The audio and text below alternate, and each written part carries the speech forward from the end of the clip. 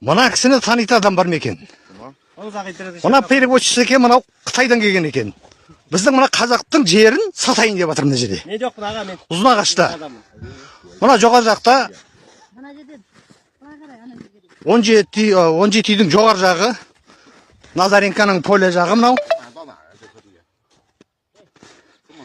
Сразу ана жігіт мен жоқ деп қашып жатыр. Мен шофырмын аға. Әкеме бұндай бәлелерді. Анау мәшіне, мынау переводчысы телефон бұрасып қашып бара жатыр. Не деген сұмдық бұл, а?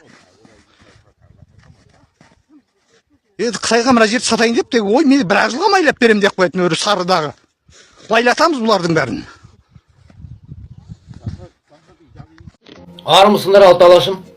Сосын айтып кетейін Әлпаша. Біздің қазақтар мана деңгейге түсіп кеткен ғой. Мана деңгейге түсіп кеткен. Құдайдан емес. Біздің қазақтар бір құдайдан ғана қорқатын болған ғой. Қазір қазақтар андай көп сандап кеткен ғой.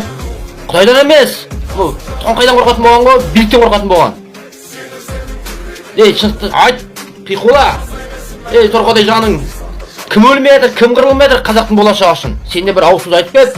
Сен де ағартушым айналысып кет кішкене. Өтірік болсын әйтеуір. Мен бармын деп қойсайшы. Мен қазақпын деп. Сен артынан 10 қазақ оянып ішінде бір толқуы болады.